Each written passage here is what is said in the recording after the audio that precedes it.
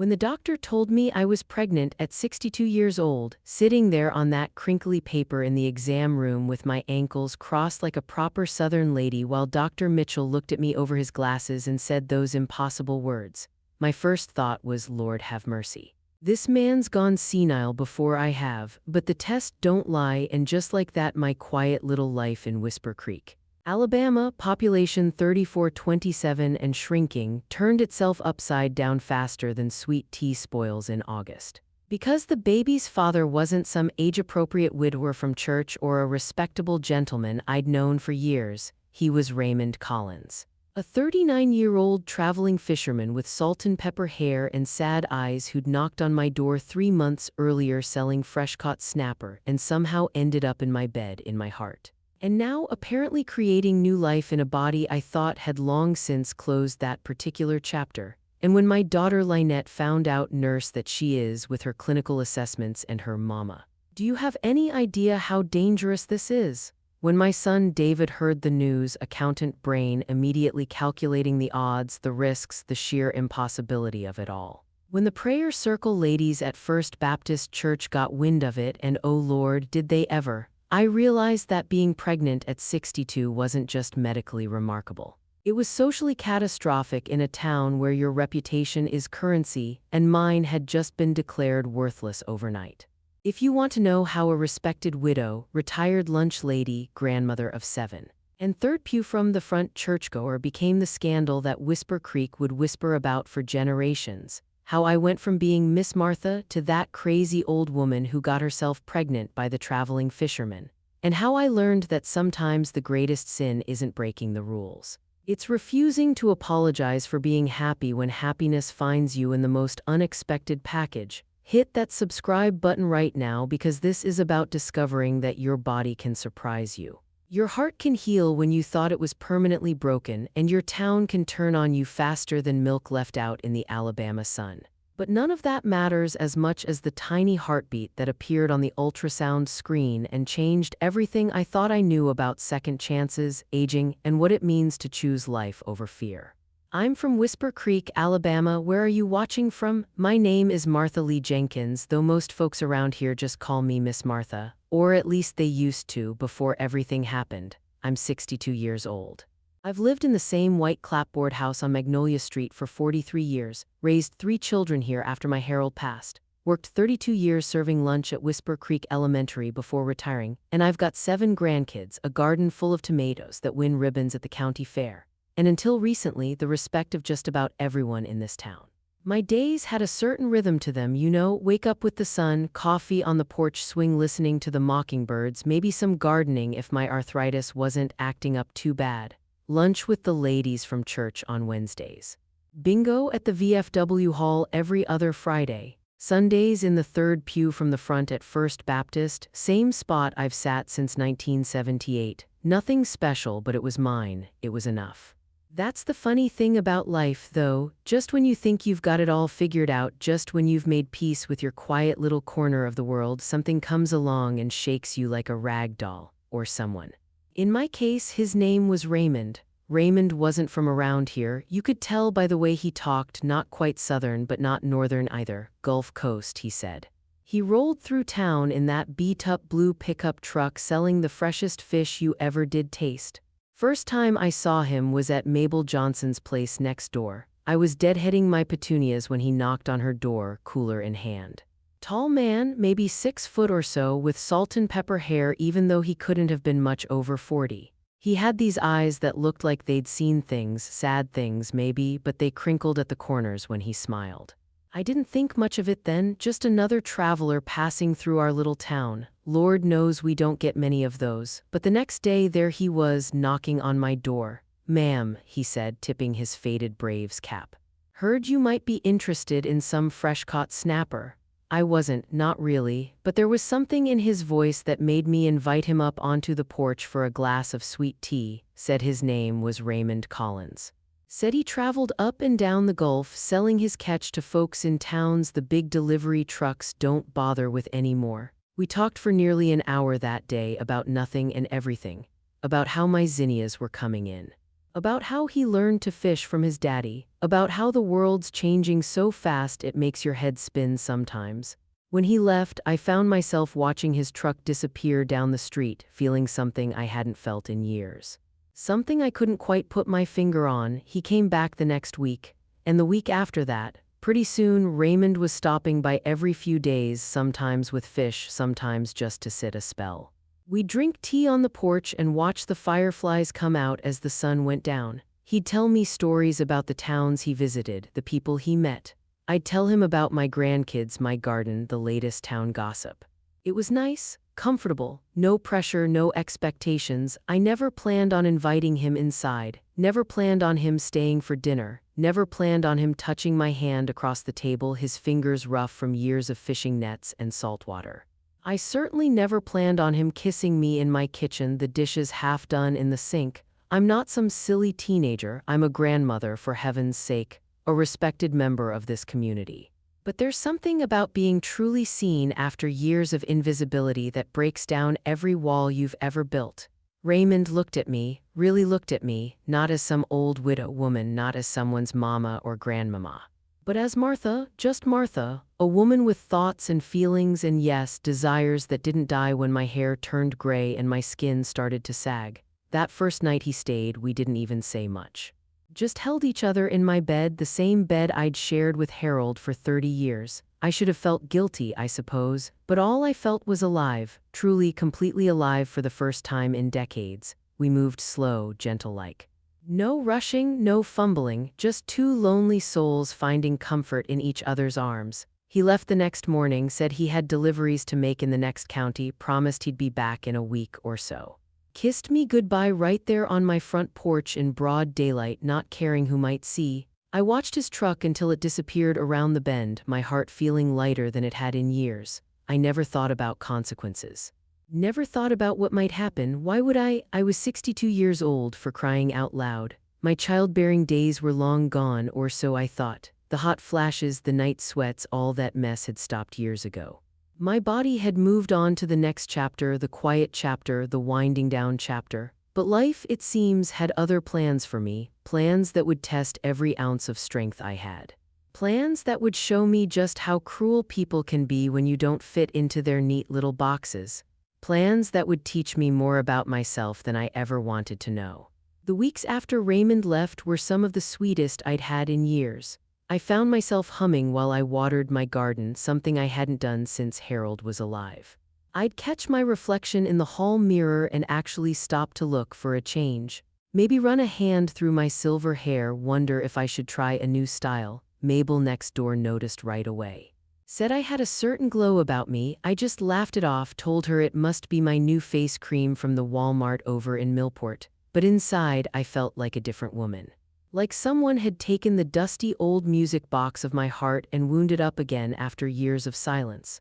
I'd find myself standing in my kitchen remembering how Raymond's hands felt on my waist, and I'd have to fan myself with a church bulletin. Mercy, it was like being 16 again, only without all the insecurity and foolishness. At 62, you know who you are, you don't waste time with games or worry what everyone else might think. At least, that's what I thought back then.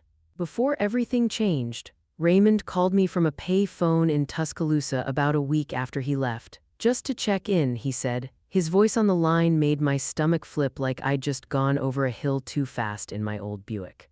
We didn't talk long, just enough for him to tell me he'd be back through Whisper Creek the following Thursday. Just enough for me to tell him I'd have a fresh peach cobbler waiting. Just enough for him to say, "I miss you, Martha," in that low voice of his that made my toes curl inside my house slippers. When Thursday came around, I spent the whole morning cleaning. Changed the sheets, dusted every surface, even got down on these old knees to scrub the bathroom floor. Made that peach cobbler from scratch using the last of my frozen peaches from last summer's harvest. Put on my good blue dress, the one with the little white flowers that Harold always liked. Even dabbed on a bit of the Elizabeth Taylor perfume my daughter Lynette had given me for Christmas 3 years ago, still sitting mostly full on my dresser. Raymond showed up just after supper time, his truck loaded down with coolers of fish. He'd had a good catch, he said. The look in his eyes when he saw me standing on the porch waiting for him, well, it was worth all the cleaning and fussing. He didn't even bring the fish inside, just left them in the truck and followed me into the house like a man in a trance. We ate cobbler on the porch swing first, watching the fireflies come out. He told me about the people he'd met that week, the little Gulf towns he'd visited. I told him about Judith Miller's grandson getting arrested for shoplifting over at the Dollar General and how Pastor Dave's sermon last Sunday went 15 minutes over because he kept losing his place. Normal, everyday things, but there was nothing normal about how it felt sitting there beside him, our shoulders touching, his laugh warming me more than the humid June air. That night, he stayed again. And this time, there was no hesitation between us, no awkward moments, just a man and a woman finding something in each other that the world thinks we're too old to need anymore. Comfort, yes, companionship, sure, but passion too. The kind they never show older folks having in those TV shows my grandkids watch. The kind that made me forget every creak in my joints, every line on my face, every year that separated me from the young woman I used to be. In the morning, over coffee and biscuits, Raymond told me he'd be back in town in about 10 days. Said he had to go further north, maybe up to Tennessee for a while. His sister was having some health troubles, he explained. Needed to check on her. I told him I understood, tried not to show my disappointment. He took my hand across the kitchen table, my working hand with its gardener's calluses and arthritis knuckles, and kissed it like I was some kind of queen. "You're something special, Martha Lee," he said, those sad, happy eyes of his looking right into mine. "Don't you forget that." After he left, the house felt emptier somehow, bigger and quieter like it used to feel right after Harold died. I went about my usual routines. Garden club on Monday, hair appointment on Tuesday, church committee meeting on Wednesday, but my mind kept drifting back to Raymond, to his stories, to his gentle hands. To the way he looked at me like he could see past all the years and roles and expectations, right down to the woman underneath. It was at my regular bridge game with the ladies that first Saturday without him that I started feeling strange. Lightheaded, almost dizzy. Thought maybe it was just the heat. It was pushing 95 degrees and Elaine Peterson's air conditioner was making that funny rattling sound it always does when it can't keep up. But then my stomach started feeling queasy too. Right in the middle of bidding 3 spades. Had to excuse myself to the bathroom where I sat on the edge of Elaine's pink tub, fanning myself with a hand towel and trying not to throw up on her matching bath mat. "You all right in there, Martha?" Elaine called through the door after a few minutes. "Girls are wondering if we should deal you out for this hand." "I'm fine," I called back, though I wasn't sure that was true. Must have been something I ate. I made it through the rest of the afternoon somehow, but the feeling followed me home. Sunday morning, I woke up and couldn't even look at my usual breakfast of buttered toast and strawberry jam. The smell of the coffee I'd set to brew the night before hit me like a punch to the gut, sending me rushing to the bathroom. What in the world was happening? I wondered as I knelt on the cold tile floor, my nightgown bunched around my knees. Some kind of stomach bug, food poisoning from the chicken salad at Bridge Club. I called Lynette that afternoon when I still wasn't feeling any better. My daughter's a nurse over at the hospital in Tuscaloosa. Has been for going on 20 years now, always my first call when anything medical comes up. "Probably just a virus going around, Mama," she said. "Lots of summer bugs this year. Drink plenty of fluids, stick to crackers and plain toast for a day or two. If you're not better by Tuesday, I'll come take you to see Dr. Mitchell."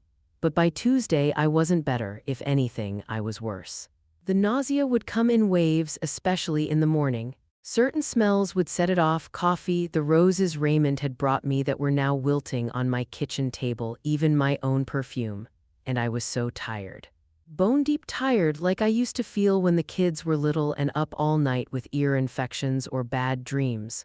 Lynette drove over that afternoon, took one look at me, and insisted on taking me straight to the clinic. "You're pale as a sheet, Mama," she said, her nurse's eyes assessing me. "And you've lost weight. Something's not right." I didn't argue. Truth be told, I was starting to worry myself. At my age, you don't take chances with your health. Every ache and pain could be something serious. Every dizzy spell could be the start of something worse, and in the back of my mind there was this little whisper, this impossible thought that I kept pushing away. No, I told myself it couldn't be that. Not at my age, not now. But as Dr. Mitchell asked me to describe my symptoms while Lynette sat in the plastic chair beside the exam table, that little whisper got louder and louder until I couldn't ignore it anymore. "Martha, when was your last menstrual cycle?" Dr. Mitchell asked, looking up from his clipboard. I felt my cheeks flush hot as a Georgia highway in July. Lynette was sitting right there, for heaven's sake. Some things a mother just doesn't discuss in front of her children, no matter how old they are or what kind of medical training they've got. "Oh, years ago, doctor," I said, waving my hand dismissively. "I went through all that change-of-life business back when Bill Clinton was still in office." He nodded, making another note. "And you've been sexually active recently?" Lord, if I thought my face was hot before, I couldn't even look at Lynette, whose sharp intake of breath I heard clear as day from that plastic chair. "I don't see what that has to do with anything," I said primly, smoothing my skirt over my knees. "Mama," Lynette's voice was high and tight. "Answer the question, please." I stared at the diplomas on Dr. Mitchell's wall. Anywhere but at my daughter's face. "Yes," I said finally, my voice barely above a whisper, "but I don't see how that could be relevant to my symptoms. I'm 62 years old." Dr. Mitchell cleared his throat. "While rare, Martha, it's not impossible. I'd like to run a simple test to rule it out before we look at other possibilities." The next 20 minutes in that exam room were about the most uncomfortable of my entire life. Lynette, bless her heart, didn't say a word while we waited for the nurse to bring in the test results. But I could practically hear the wheels turning in her head. The clock on the wall ticked so loud it felt like it was inside my skull.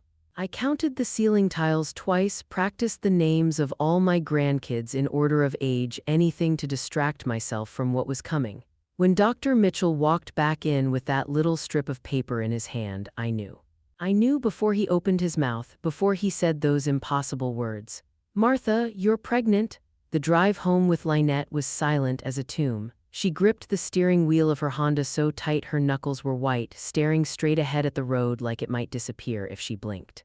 I sat with my purse clutched in my lap, watching the familiar scenery of my hometown blur past the window. Whisper Creek had never felt so small, so suffocating. "Were you going to tell me?" Lynette finally asked as we turned onto Magnolia Street. Her voice was controlled, the way it gets when she's real upset but trying not to show it. "Tell you what, exactly?" I said, though I knew perfectly well what she meant. "That you've been involved with someone." She practically choked on the words. "Who is he, Mama? Do I know him?" I sighed, suddenly feeling every one of my 62 years. "His name is Raymond. He's a fisherman from down on the Gulf. Comes through town selling his catch every couple weeks." "A fisherman?" Lynette's voice was flat. "How old is this fisherman?" I hesitated, knowing how this was going to sound. 39. The car jerked as Lynette's foot slipped on the brake. 39? Good Lord, Mama, he's closer to my age than yours. What were you thinking?" What was I thinking? That's the question, isn't it? Truth is, I wasn't thinking. Not about consequences or what people might say or whether it made any kind of sense. I was feeling alive and seen and wanted for the first time since your daddy passed. But how do you explain that to your grown daughter? How do you make her understand that age is just a number and loneliness is a whole lot bigger than any number could ever be? "I was thinking that I'm still a woman, Lynette," I said quietly as we pulled into my driveway. "Not just your mama or somebody's grandma, a woman with a heart that still works just fine." She turned off the engine but didn't move to get out. Just sat there staring at my little white house with its porch swing and flower boxes. "Does he know?" she finally asked. "About the baby?" The words seemed to stick in her throat. "No," I said, looking down at my hands, weathered hands. "A grandmother's hands. He's been gone about 2 weeks, said he'd be back in a few days." Lynette's laugh was sharp like breaking glass. "And you believe that, Mama? Come on, a younger man traveling through town, no fixed address. He's probably halfway to California by now." Her words stung worse than I wanted to admit, because the truth was, a part of me had been thinking the same thing, that maybe Raymond had gotten what he wanted and moved on. That maybe I'd been a fool to believe any of it was real. But another part of me, the part that remembered the way he looked at me across my kitchen table, the tenderness in his hands, the promises whispered in the dark, that part wasn't ready to give up on him yet. "He'll be back," I said with more conviction than I felt. "Raymond's a good man." "Well, he better be," Lynette said, finally turning to look at me. There were tears in her eyes now. Because this situation is, it's just Mama, what are you going to do? What was I going to do? The question echoed in my head long after Lynette had left, after extracting a promise from me to call Dr. Harris, the OBGYN over in Tuscaloosa, first thing in the morning. What was I going to do about a pregnancy at 62? About a baby who'd be graduating high school when I was 80? About a town that would surely start talking the minute word got out? About Raymond, who didn't even know yet that he was going to be a father again at 39? I sat on my porch swing that evening, watching the sun set behind Mrs. Granger's big oak tree across the street. The same swing where Raymond and I had sat sharing peach cobbler and stories just 2 weeks ago. The same porch where I'd waved goodbye to him, never imagining what was already beginning inside me. My hand drifted to my stomach, still flat, still just the softness of age, no sign yet of the miracle or madness growing within. A baby, my baby, at 62 years old. The thought was so ridiculous I almost laughed out loud. Martha Lee Jenkins, grandmother of 7, retired lunch lady, respected church elder, pregnant out of wedlock with a man 23 years her junior. If it wasn't happening to me, I'd think it was one of those trashy stories in the supermarket magazines, but it was happening to me. The nausea, the fatigue, the missed periods I'd attributed to age, it all made sense now. And despite the fear, despite the absolute insanity of it all, there was a tiny flicker of something else in my heart, something that felt dangerously like joy. I thought about Harold then. About how he'd wanted a big family, but complications after Lynette meant we'd stopped at 3. About how he doted on every grandbaby that came along, teaching them to fish in the creek that gave our town its name, slipping them candy when he thought I wasn't looking. What would he think of all this, of me now? Would he be ashamed, disappointed, or would he understand that hearts don't stop needing just because they've been broken? The phone rang inside, startling me out of my thoughts. I hurried to answer it, heart pounding with the irrational hope that it might be Raymond. But it was only Mabel from next door, wanting to know if I'd heard about Shirley Thompson's daughter getting divorced again. Actually, Mabel, I'm not feeling too well tonight, I said, cutting her off mid-gossip. Think I might turn in early. Still got that stomach bug, huh? Mabel clucked sympathetically. Judith Miller had something similar last month. Turned out to be her gallbladder. You really should get that checked, Martha. I did, I said, suddenly exhausted by the effort of normal conversation when nothing about my life felt normal anymore. Doctor says I'll be just fine, just fine. The words echoed hollowly after I hung up. Would I be fine? Would any of this be fine? I thought about calling my other children, David down in Mobile, Sarah out in Arizona. But what would I say? How do you tell your grown children something like this over the phone? As I got ready for bed that night, I caught my reflection in the bathroom mirror. Same silver hair I'd had for years now. Same laugh lines around my eyes and mouth. Same Martha Lee Jenkins I'd always been, except not the same at all. Everything had changed, even if it didn't show on the outside yet. Well, I told my reflection, looks like you've gone and gotten yourself into quite the situation this time. And for the first time since Dr. Mitchell had delivered his bombshell news, I let myself really feel it all. The fear. The shock, the uncertainty, and yes, that dangerous little flicker of joy too. I placed both hands on my stomach and whispered to the impossible life beginning there. I don't know what's going to happen, little one. But we're going to figure it out together. 3 days after the doctor's news, Raymond still hadn't called or shown up. Each morning, I'd wake with my heart in my throat, rushing to the bathroom first thing. The nausea was getting worse, not better. Dr. Harris in Tuscaloosa had squeezed me in for an appointment the following week, but until then, I was on my own with this secret that felt too big for my little house to contain. Lynette called twice a day, checking in. I could hear the worry in her voice, the unasked questions. She'd promised not to tell her siblings yet, giving me time to figure things out, as she put it. What that meant exactly, neither of us said out loud, but I knew what she was thinking, what most people would think. A woman my age has options, responsibilities, practical considerations. But every time my hand drifted to my stomach, every time I thought about the little spark of life growing there against all odds, I knew what my heart was telling me. This baby might not make any kind of sense, but it was mine. A miracle or madness, maybe both, but mine all the same. It was Wednesday afternoon when the doorbell rang. Bridge club day, which I'd called to cancel, claiming that stomach bug was still lingering. I was in my housecoat despite it being nearly 2 o'clock, sipping ginger tea and trying to keep down some saltines. The last thing I wanted was company. But there it was, that insistent chime that meant someone was standing on my porch expecting to be welcomed in. I tightened the belt of my robe, smoothed my hair, and shuffled to the door, prepared to send whoever it was on their way with a polite excuse. But when I pulled it open, the words died in my throat, because there he was. Raymond, looking just the same as when he'd left. Maybe a little more tanned from the sun, a little more tired around the eyes, but solid and real and standing right there on my welcome mat. "Martha," he said, his voice wrapping around my name like a warm blanket. "I'm sorry I'm late getting back. My sister's condition was worse than we thought, and then the truck broke down outside of Nashville and I didn't let him finish." Just stepped forward and wrapped my arms around him, breathing in his scent of sunshine and pine soap and something distinctly Raymond. He seemed startled for a moment, then his arms came around me, holding me close.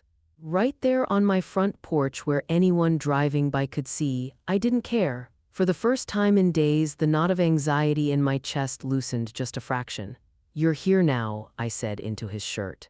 "That's what matters." He pulled back to look at me, concern creasing his brow. "You feeling okay, Martha? You look a little pale." Oh Lord, here it was, the moment I'd been rehearsing in my head for days.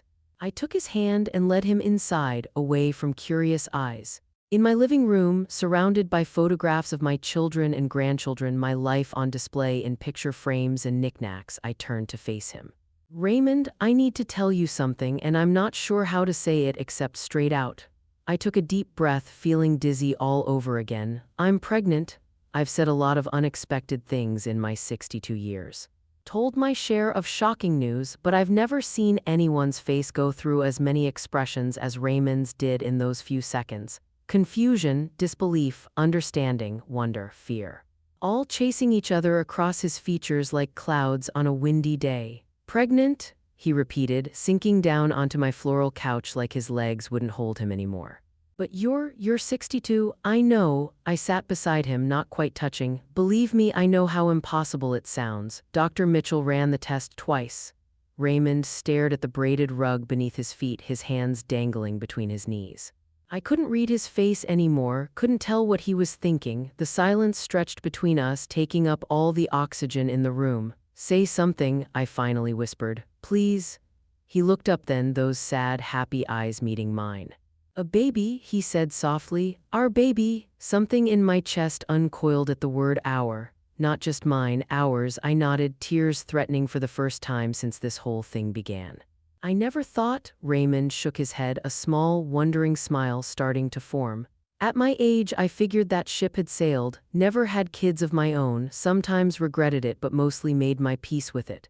He reached out hesitantly, placing his hand on my knee. "How are you feeling? I mean physically?" "Sick as a dog most mornings," I admitted. "Tired all the time, but Dr. Harris, that's the specialist in Tuscaloosa, says that's all normal. I see her next week for a proper examination."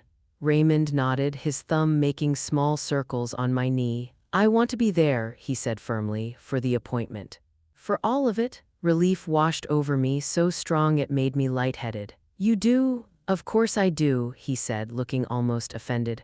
"Martha Lee, what kind of man do you take me for? You think I'd just what? Run off and leave you to handle this alone?" The tears spilled over then, all the fear and uncertainty of the past few days coming out in a rush. "I didn't know," I sobbed. "You were gone so long." "And Lynette," she said she thought. Raymond moved closer, pulling me against his chest. "SHH," he murmured into my hair. "I'm here now, I'm not going anywhere." We sat like that for a long while, me crying into his shirt, him holding me steady like an anchor in a storm. When I finally calmed down, hiccuping a little and surely looking a fright with my red eyes and tear-stained face, he smiled down at me. "So," he said, "tell me everything the doctor said." We talked for hours, moving from the couch to the kitchen table where I managed to eat a proper meal for the first time in days with Raymond across from me. He asked all the right questions, made all the right noises of concern, held my hand when I admitted how scared I was, not just of the pregnancy itself, though at my age the risks were significant, but of what people would say. How my children would react, what it would mean for both our lives. People will talk, I said, pushing the last bite of chicken around my plate. In a town this size, there's no hiding something like this. Raymond shrugged. Let them talk. Doesn't change what's real between us. What was real between us, I wasn't even sure myself. We hadn't put labels on anything, hadn't made promises or plans beyond his next visit. And now here we were, facing a future neither of us could have imagined. What are we doing, Raymond? I asked quietly. What is this thing between us? He reached across the table, taking both my hands in his. This thing between us, Martha Lee, is the most real thing I've felt in a long, long time. I don't have fancy words for it, don't know if it fits in any particular box, but I know it matters. You matter? His eyes held mine, steady and sure. And that baby matters too. As night fell, Raymond helped me clean up the kitchen, moving around my space like he belonged there. It felt right having him there. Natural in a way I hadn't expected. When it came time for bed, there was no awkwardness, no question. He followed me to my room, our room for tonight at least, and held me close beneath the quilt my mama had made for my wedding day all those years ago. I'll be here when you wake up, he whispered against my temple. Promise. And for the first time since that day in Dr. Mitchell's office, I slept through the night, dreamless and deep. True to his word, Raymond was still there in the morning, making me dry toast and weak tea before the nausea could take hold. Sitting across from him at my kitchen table, watching the early light catch in his salt and pepper hair, I felt something settle in my chest. A certainty, clear and bright as the morning sun. Whatever came next, the doctor's appointments, telling my other children, facing the town gossip, we'd face it together. And facing it all together started sooner than I expected. The doorbell rang just after 9, and there stood Lynette on my porch, her nurse's bag in one hand and determination written all over her face. Mama, I brought you some prenatal vitamins, and she stopped dead when she saw Raymond standing behind me in the kitchen doorway, coffee mug in hand. Her eyes widened, then narrowed. You must be the fisherman. The silence in my little front hallway was thick enough to cut with a knife. Lynette stood frozen on the welcome mat, her eyes darting between me and Raymond like she was watching a tennis match. Raymond, to his credit, set down his coffee mug and stepped forward, hand outstretched. Raymond Collins, ma'am, he said, his voice steady and respectful. You must be Lynette.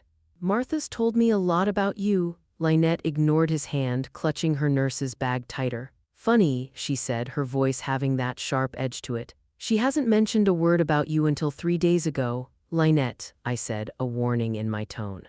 Raymond just got back in town. We've been talking things through.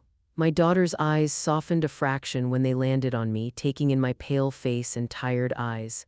I brought those vitamins I mentioned. And some ginger drops for the nausea, the ones I used when I was carrying Emma. Thank you, honey, I said, stepping back to let her in. That's real thoughtful. Watching my daughter and Raymond size each other up in my living room was about as comfortable as sitting on a cactus. Lynette perched on the edge of my armchair like she might need to make a quick getaway, while Raymond settled back on the couch, trying to look more at ease than he probably felt. So, Lynette said after a painful minute of silence. You're a fisherman, Raymond nodded. Yes, ma'am, mostly Gulf Coast, snapper, grouper, whatever's running good, been at it since I was 14, working my daddy's boat. And you travel around selling your catch? That's right, small towns mostly. Places the big suppliers don't bother with. Folks appreciate fresh fish, especially inland. Lynette's eyebrow arched. Must be nice, always being on the move, no roots. No responsibilities. I saw Raymond's jaw tighten slightly, but his voice stayed even. It has its moments, but it gets lonely too, never staying in one place long enough to really know people. Until my mother, Lynette said, the words hanging in the air like a challenge. Raymond met her gaze directly. Until your mother, Martha's special. I felt my cheeks warm at that, even as Lynette's expression remained skeptical. She turned to me, deliberately excluding Raymond from the conversation. I talked to Dr. Harris this morning. She can see you Friday instead of next week. I'll drive you. That's real kind, I said, trying to keep my voice neutral despite the tension crackling between them. But Raymond's already offered to take me. Lynette's lips pressed into a thin line. Mama, this is serious. You're a high-risk pregnancy by any medical definition. You need proper prenatal care, regular monitoring. And I'll make sure she gets all of that, Raymond cut in, his voice gentle but firm. I understand your concerns, Miss Lynette. I've got plenty of my own, but I'm not going anywhere. I'm here for your mother, for this baby, for whatever comes next. Lynette studied him, her nurse's eyes missing nothing. Easy to say now, she said finally, but a baby changes everything. Sleepless nights, endless crying, doctor appointments, school meetings, it's a lifetime commitment. I know that, Raymond said quietly, do you? Because at my mama's age, this pregnancy comes with serious risks. And that's assuming everything goes perfectly with the baby, which is far from guaranteed. Lynette's voice caught slightly. Have either of you really thought this through? What it means for both of you? The truth was we hadn't, not fully. How could we? Everything had happened so fast and Raymond had only been back one day. We talked about doctor's appointments and morning sickness. But not about cribs and college funds. Not about what would happen 20 years down the road when I'd be in my 80s and he'd be pushing 60. Not about the very real possibility that I might not be around to see this child grow up. We're figuring it out, I said, reaching for Raymond's hand. One day at a time. Lynette sighed, some of the fight going out of her. She pulled a brown paper bag from her purse and set it on the coffee table. The prenatal vitamins are in there. Take them with food or they'll make the nausea worse. The ginger drops help too. She stood, smoothing her scrubs. I've got to get to work. But I'll call tonight to check on you. I walked her to the door, leaving Raymond in the living room. On the porch, Lynette turned to me, her eyes shining with unshed tears. Mama, are you sure about this? About him? I looked back toward the living room where Raymond sat waiting patiently, his elbows on his knees, staring at his clasped hands like they held the answers to questions he hadn't even thought to ask yet. I'm sure that right now I need him, I said honestly. The rest we'll see. Lynette nodded, squeezing my hand. I'll call Dr. Harris, let her know you'll be bringing a friend. After she left, I returned to find Raymond still sitting in the same position, deep in thought. He looked up when I entered, his face troubled. Your daughter's right, he said. We haven't really thought this through, what it means for you, especially. I eased myself down beside him, suddenly feeling every one of my 62 years. No, we haven't, because how could we? This isn't exactly a situation covered in any parenting book I've ever read. That made him smile just a little. No, I suppose not. Raymond, I said carefully, I need to ask you something. And I need you to be honest, not what you think I want to hear, but the absolute truth. I took a deep breath. Are you really ready for this? A baby at 39 with a woman who's closer to 70 than 60. A woman who might not be around to see this child graduate high school, let alone college. Because if you're not, now's the time to say so, before we get any deeper into this. Raymond was quiet for a long moment, his eyes fixed on our joined hands. I could almost see the thoughts racing through his mind, the calculations, the fears. I've spent most of my life on the move, he finally said, never staying anywhere long enough to put down roots. Never letting myself get attached to anyone or anything that couldn't fit in the back of my truck. He looked up, meeting my eyes. It wasn't always like that. Had a steady girl once back in my 20s, Lily. Thought we might get married, have a family, but she got tired of waiting for me to grow up, settle down. Can't blame her, really. He rubbed his thumb across my knuckles, a gesture that had already become familiar. After Lily, I just drifted, fishing season to fishing season, town to town. It was easier that way, safer. His eyes held mine, clear and honest. Until you, Martha Lee. Until I knocked on your door selling fish and found myself making excuses to come back. Until I realized I was planning my whole route around when I could see you again. My heart swelled at his words, but I forced myself to stay focused. That's about me, Raymond. This is about a baby, our baby, he nodded. I know, and the truth is I can't promise I'll be perfect at it. Can't promise I won't mess up sometimes, but I can promise I'll be there, every day, every night. Every doctor's appointment and midnight feeding and first step and skinned knee. His voice grew firmer with each word. I'm done drifting, Martha. I want roots. I want a family. Our family? Relief and love and a dozen other emotions crashed over me all at once. I leaned into him, letting his arms come around me, holding me close. We're really doing this, aren't we? I whispered against his chest. Having a baby, starting a family, at our age. I felt his laugh rumble through him. Seems like it. God help us both. For the first time since that doctor's appointment, I let myself really believe it might work out. That this impossible situation might become something beautiful. That Raymond and I might actually have a future together, unexpected and unconventional as it might be. We spent the rest of the day making plans, real, practical plans. Raymond would need to find local work, something more stable than traveling fish sales. We'd need to set up a nursery, the spare room that used to be Sarah's once we cleared out all the holiday decorations and old photo albums. We'd need to tell my other children, my grandchildren, face the town gossip that would surely follow. I can fix up my sister's old place, Raymond suggested as we sat at the kitchen table making lists.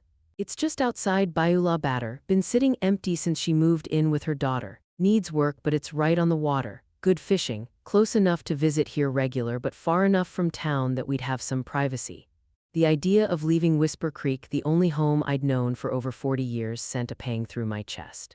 But so did the thought of raising a child under the judgmental eyes of neighbors who'd known me only as Harold's widow, as a grandmother, as a respectable church lady.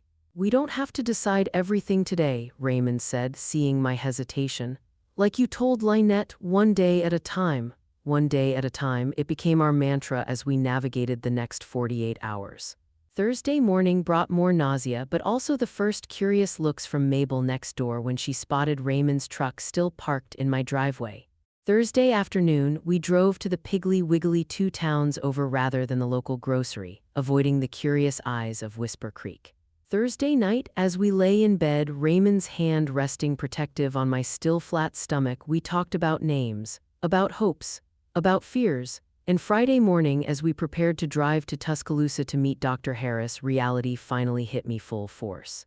This was happening. I was 62 years old, pregnant, about to face a high-risk obstetrics specialist with a man 23 years my junior at my side. A man who, for all his promises, I'd known for less than 3 months. Ready? Raymond asked, keys in hand, looking more nervous than I'd ever seen him. I took a deep breath, smoothing my dress over my stomach, as I'll ever be. Dr. Harris's waiting room was like something from another planet compared to old Dr. Mitchell's clinic. Modern art on the walls, fancy coffee machines, young women with rounded bellies flipping through parenting magazines.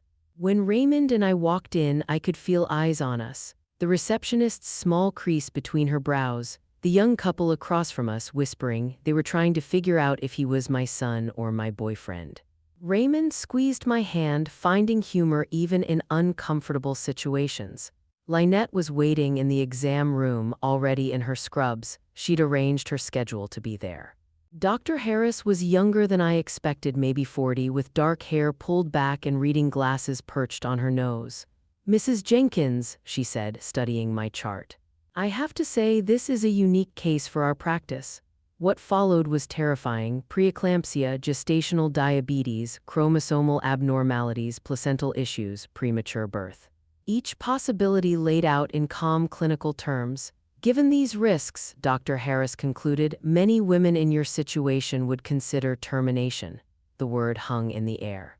"I understand the risks," I said finally, my voice steadier than I felt, "but I'd like to continue with the pregnancy." Dr. Harris nodded. "Then we'll need to monitor you very closely." The examination was uncomfortable. Mortifying, with both Raymond and Lynette there. But all of that faded when Dr. Harris turned the ultrasound monitor toward us. "There," she said, pointing to a tiny fluttering spot. "That's your baby's heartbeat."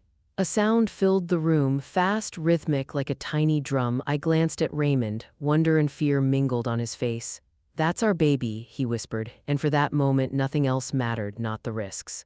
Not the judgment, just that tiny heartbeat and the three of us becoming a family. Share your story with us. Have you ever found unexpected joy when the world said you were too old, too set in your ways, too past your prime?